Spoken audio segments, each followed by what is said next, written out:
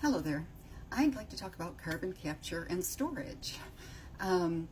First of all, it's kind of confusing because there's different names for things and they're very, very similar. Direct carbon capture apparently is supposed to be promising, and I don't know hardly anything about that, but it's like these big, huge tubes in the air or big fans, and I don't know, somehow they seem to be okay. But I'm going to be talking about the carbon capture and storage type where pipelines come in and they inject things down into the ground, that one. Okay, so that kind, I really wonder sometimes whether it is capturing less carbon than it's giving off.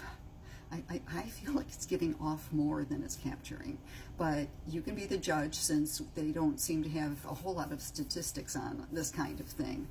But corporations want to spend billions of dollars on pipelines. They already have spent billions of dollars, and oh, and by the way, it's not really corporations, come to think of it. It's, well, half of it might be, but half of it is our tax money. And they're sending these pipelines to Decatur, Illinois. At least they're trying, or surrounding counties, really close counties to Macon County, Illinois. And I could name them all, but I'd be wasting time. So and you have to fight them like one at a time. It's really frustrating. But it won't reduce pollution. It may make it worse. Every step is it's environmentally unfriendly. So it uses a bunch of water to begin with, just to grow the corn, because you know you irrigate corn, and then you have to send it to the corn plant to be made into corn ethanol. And the carbon capture, you're going, what's the corn got to do with it? The carbon capture mechanism is at the corn plant, the corn ethanol plant. It's on there, just trying to capture the CO2 that's produced. Well, the weird thing is it captures about 1/10 of the CO2. The rest goes into the air, along with particulates and other kinds of gases and all of that. Carbon capture and storage requires up to 44% more energy than regular, and it increases the electricity use up to 50%, 25 to 50%. So again, what's that sound like to you? Does that sound efficient? Right now, our carbon capture and storage is shut down because of 2 leaks. They said, oh, it's not going to leak or anything. Well, 2 leaks. And so they're looking into it before they open it back up. But carbon capture and storage is going in other areas. And like I said, they want to send pipelines in our direction because we have shale and limestone and flat land. And this is at about 5,000 feet down, shale and limestone, and they're supposed to inject it below the 5,000 foot level, but just recently they've said, oh, we could inject it above, like around 4,500. That's above the shale level. So in other words, it would go into the soil? I mean, I'm guessing. It sounds very unsafe to me, but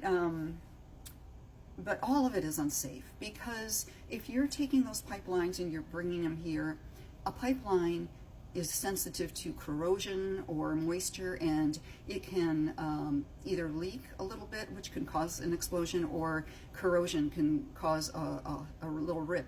And once it rips like a zipper right on down that pipeline, and a big area will explode from underground. So you have this huge hole in the ground.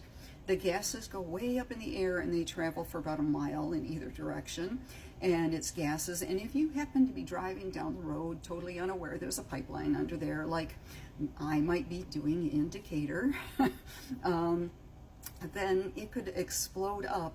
And if I couldn't get out of my car in time, it would stop the car. It immediately stops the car, and I'd be stuck, and I'd be asphyxiated. In other words, I die. So, you know, if this thing just happens to you, jump out of your car as fast as you can and run away from the gases. That's your only chance. It's happened to people. It's happened twice. There's been 2 explosions like this, so it's not like it's not going to happen. It already has. So, but this doesn't stop them from thinking this is a good idea. Oh gosh. And they also have done other exploratory drilling in our area. Apparently, I've heard it's on other people's properties where they did not give permission, and they're tree-dyed, and they're, you know, their plants, and there's like a sunken area now and everything. So it does damage. And those pipelines, I've talked about this before. Farmers will pay a little bit just to let the pipeline go through. It's not good money at all. It's not going to make Decatur rich. You know, we're a poor town, and it's going to remain poor, I'm afraid. Even though they'll get a teeny bit for this, but what they get is 15 years after. If you have soy fields, you will still be able to see where that pipeline is underneath, because your soybeans will still have yellow tints to them, bright enough that you can see it from the air, and you can see, you know, so you can't use that part of the soybeans as far as I know. They say it reduces yield, so that would make sense. I'm trying to think. Oh, they wanted to put a pipeline under the Mahomet Aquifer. The Mahomet Aquifer is water for about 1 million residents around here, almost 1 million. And they thought that would be a good place to put it. Now, that's the sole source of water, and they are fighting that one, and so far they're having some success fighting that one, because, I mean, it's pretty obvious. You'd be poisoning all those people. Earlier, they did one in Fisher, Illinois in 2016, where there was some problem with some injection well and some corrosion and a leak, and those people are still on bottled water from 2016 till today, which is 2025, the year of 2025. I'm trying to think what else I need to tell you about, because I didn't go in order, like I usually don't go in order when I talk, even though I've got it all written out right in order. So, oh yeah, and these pipelines going along, like, let's say from Iowa to here, to Illinois, or California to Illinois. You know, I'm just going to do a long distance. Anything that they dig up in order to put those pipelines, like they might knock down some trees, or they'll try to go around some things, but there will be plants, there will be shrubs, there will be, you know, these fields. They are, and then if the stuff rots on the side, it's giving off CO2. So you're giving off more CO2 all the way to go have it go into a pipeline and be injected underground. Well, that's not the end of it. Once it's injected underground, a little later they might bring some of that back up and combine it with some new CO2. I have no idea why, but it's got to make a certain type of liquid, I guess. And then they inject that into, I'm assuming, soil, because it had, or pore spaces, or something where it's to push oil.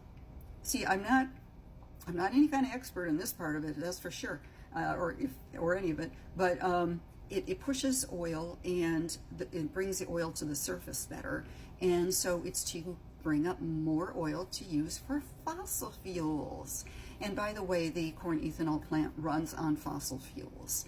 So 1/10, you know, you just look at it, look at all of that, and all of the different places where we're using fossil fuels, or we're sending up more CO2, the danger of it, the poisoning of people possibly, you know, where they've got to use the bottled water and all, and it's taxpayer funded. We should have a decision in this. So I think that's about all I wanted to say, and I think you can understand enough why I say this does not sound like a solution to me. Plant trees, go vegan, free up land, plant trees there, rewild, and we can actually take carbon out of the air that way. Carbon sequestration, we can reverse, and I blank out at the last word, and I'm going to run out of room. We can reverse climate change, no, greenhouse gases.